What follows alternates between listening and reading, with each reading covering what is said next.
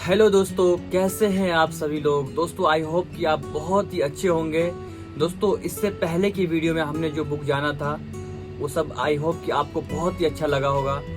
आज हम जानने वाले हैं द साइकोलॉजी ऑफ मनी, जिसके ऑथर है मॉर्गन हॉसेल। दोस्तों हर कोई पैसा कमाना चाहता है और पैसे के पीछे भागना चाहता है, लेकिन कोई भी जो है ना उसका साइकोलॉजी क्या है कमाने का वो कोई नहीं जानना चाहता। दोस्तों क्यों बहुत लोग करोड़ों कमाकर भी जो है तनाव में रहते हैं और कुछ लोग 15,000 की नौकरी करने के बावजूद भी मस्त रहते हैं, अच्छे से जीते हैं। तो दोस्तों यह किताब जो है रिश्ते और दिमाग यानी दिमाग और पैसे का जो कॉम्बिनेशन है उसकी पूरी कहानी है। तो आइए दोस्तों वीडियो को शुरू करते हैं और जानते हैं द साइकोलॉजी ऑफ मनी किताब के बारे में।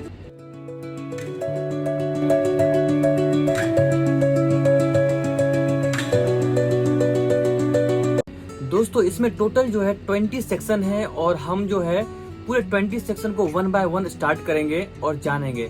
जिसमें सबसे पहला सेक्शन जो है वो सेक्शन का नाम है नो वंस क्रेजी। कहते हैं कि तुम पागल नहीं हो, बस तुम्हारा अनुभव अलग है। पैसा एक ही है पर सोच लाखों तरह की है। सही बात है कि पैसा जो है एक ही है ना, हम लोग अलग अलग तरीके से कमाने के लिए सोचते रहते हैं। तो कहते हैं कि पैसा एक ही है पर सोच लाखों तरह की है। बोलते हैं कि जिसने दादाजी को बैंक में घोटाले में सब गवाते देखा वो बोलेगा कि FD is best, fixed deposit जो है वो बेस्ट है, वो यही कहेगा ना। वहीं पे जिसने अपने पापा को क्रिप्टो के अंदर करोड़ों कमाते देखा वो बोलेगा कि रिस्क इन रिवार्ड है, रिस्क में ही रिवार्ड है। वही क्रिप्टो में देखेगा अपने फादर को कमाते हुए, वो सक्सेस हो जाएगा उसमें, तो वो उसी को सही मानने लगेगा। तो कहते हैं कि मत भूलो पैसे के हर फैसले के पीछे एक कहानी होती है, ठीक है, वो हमें जानना चाहिए। तो पहला सेक्शन में ये था। नाउ नेक्स्ट सेकंड सेक्शन दोस्तों, chapter section 2 luck and risk, भाग्य और जोखिम। बोलते हैं कि दोनों जो है ना एक अदृश्य खिलाड़ी की तरह है। बिल गेट्स की सक्सेस में स्किल था, पर क्या आप जानते हैं कि उसका स्कूल पूरे अमेरिका में उन गिने चुने स्कूलों में से था जहां कंप्यूटर था। मतलब वो गरीब स्कूल में था लेकिन वो भी गिने चुने स्कूलों में था जहां पर कंप्यूटर अवेलेबल था। ऐसे स्कूल में बिल गेट्स ने पढ़ाई किया था। हर सफलता में थोड़ा भाग्य छिपा होता है और हर असफलता में थोड़ा जोखिम, ठीक है। यह कहते हैं कि हर सफलता, जैसे कोई भी सफल इंसान है तो उसमें थोड़ा सा कहीं ना कहीं जो है ना ऑटोमेटिकली जो है एक लक जो है कहीं ना कहीं बैठा होता है छिपके उस जगह पे उस इंसान के लिए। Now section 3 never enough. कहते हैं वो कि कभी कभी थोड़ा बहुत ही ज्यादा होता है। आप 10 करोड़ वाले हो सकते हैं, पर जब 50 करोड़ वाला बगल में खड़ा होगा तो खुद को गरीब ही समझोगे। ग्रेड एक ऐसी दौड़ है जिसमें कभी फिनिश लाइन नहीं आती है। अक्सर जो है ना हम लोग सोचते हैं, बहुत लोग सोचता है कि मैं अमीर हूँ। जैसे उनसे बड़ा इंसान जो है कोई ज्यादा पैसे वाला होता है, अपने आप में डिमोटिवेट हो जाता है और वो सोचता है कि अरे मैं तो कुछ भी नहीं हूँ। तो ये एक रेस जो है ना कभी खत्म नहीं होगा, ठीक है। ये सेक्शन 3 में कहते हैं कि नेवर इनफ, कभी भी काफी नहीं है इंसान के लिए। दोस्तों नाउ सेक्शन 4 कन्फाउंडिंग कंपाउंडिंग। कहते हैं कि जादू नंबरों में नहीं टाइम में है।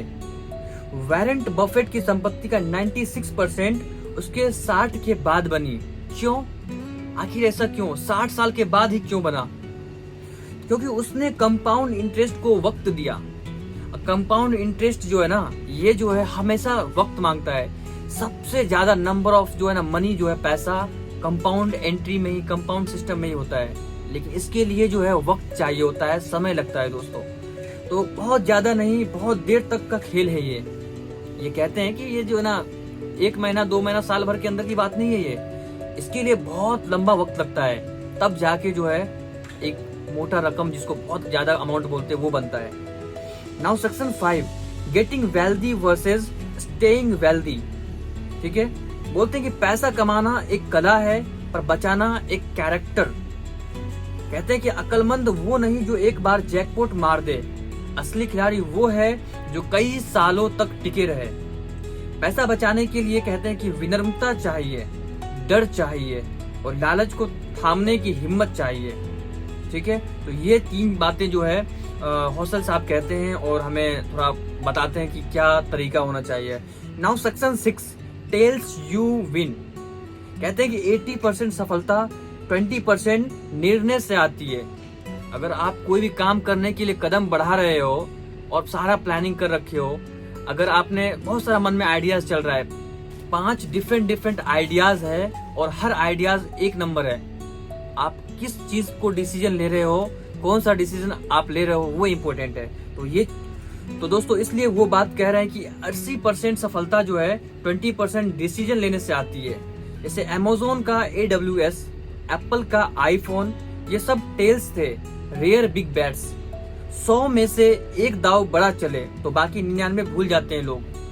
दोस्तों आजकल बहुत सारे जो बड़े बड़े कंपनीज है, बड़े बड़े ब्रांड्स जो है, वो आपको पता है कि वो एक समय में जो है उसका वो पर्टिकुलर सामान नहीं होता था, उसका कुछ और आइटम था, कुछ और प्रोडक्ट था। लेकिन आज देखो दोस्तों, वो जो है किसी और प्रोडक्ट में बहुत ही नंबर 1 पे है।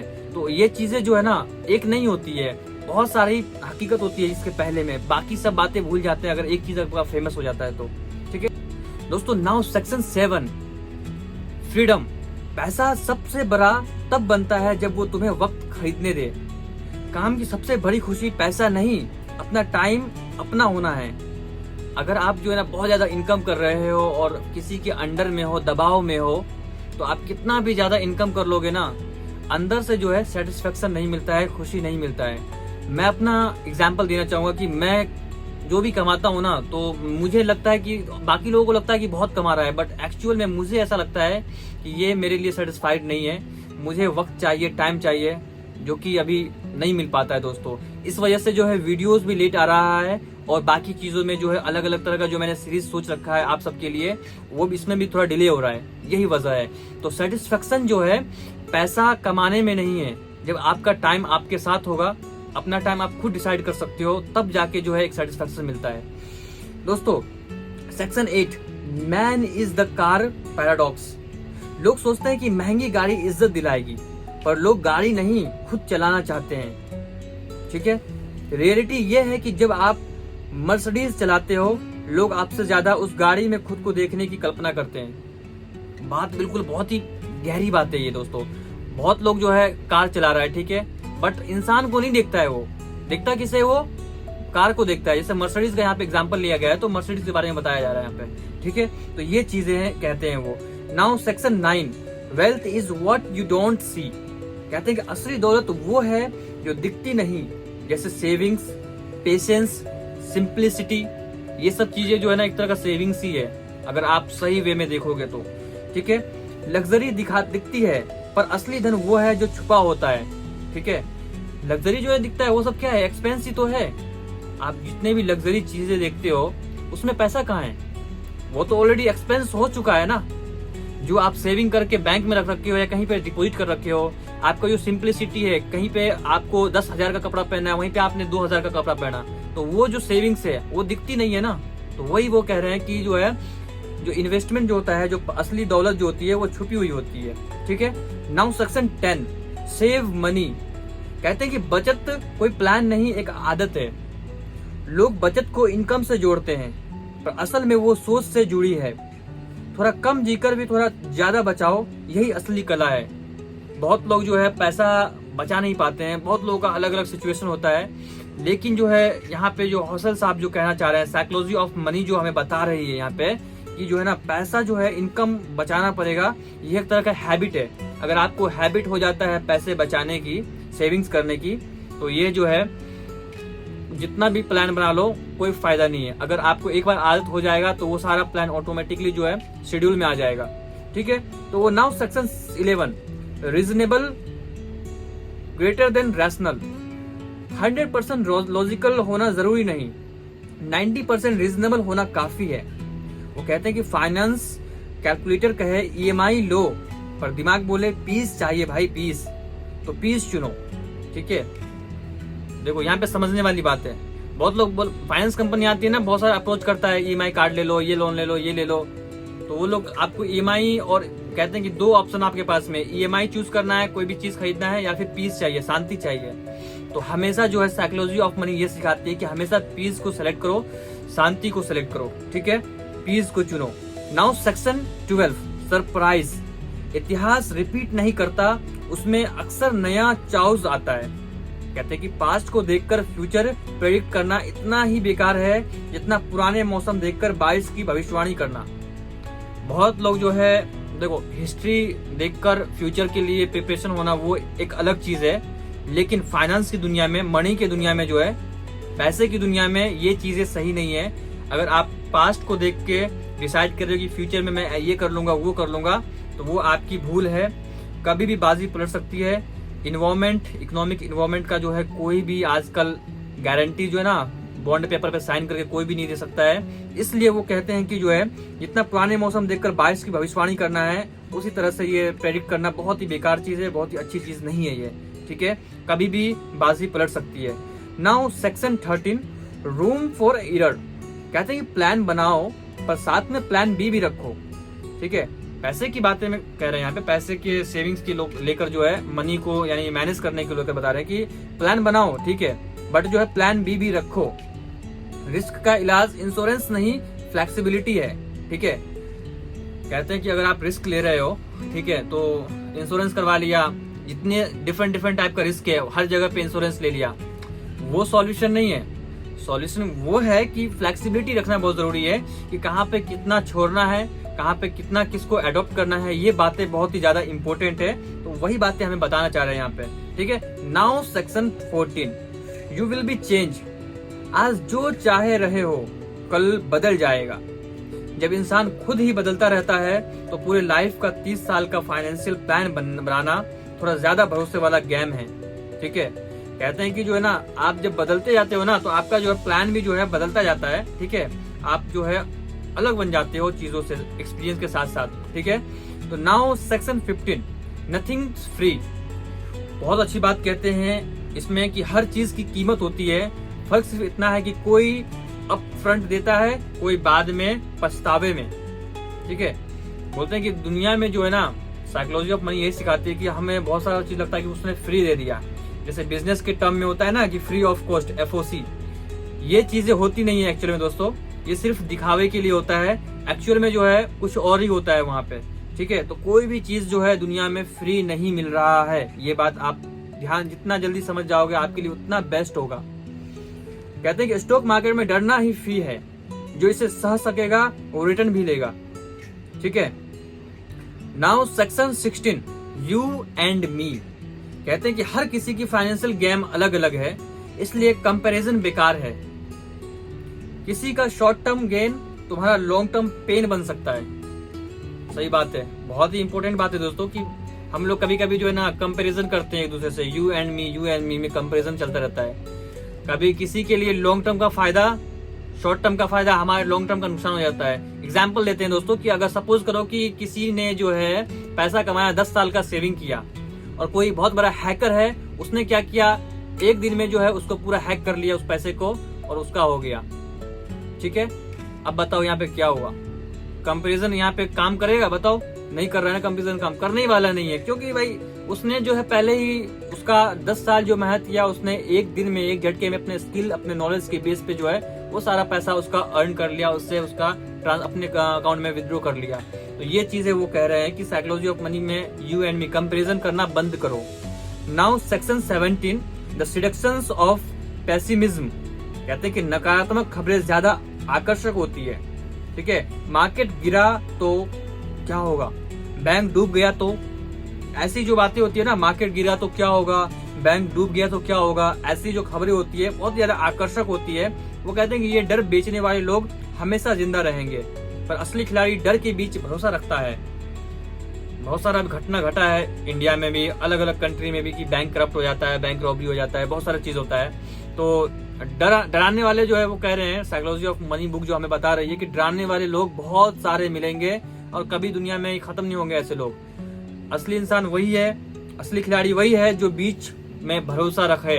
इन दौरान जो भी इवेंट हो रही है, जो भी सिचुएशन है, इस दौरान भरोसा रखे और अपने आप पे, यानी उस पे और अपने आप पे, खुद पे भरोसा रखे, अपने सिचुएशन पे, अपने आप पे। ये वो इम्पोर्टेंट है। ठीक है, now section 18, when you will be anything, when you believe anything.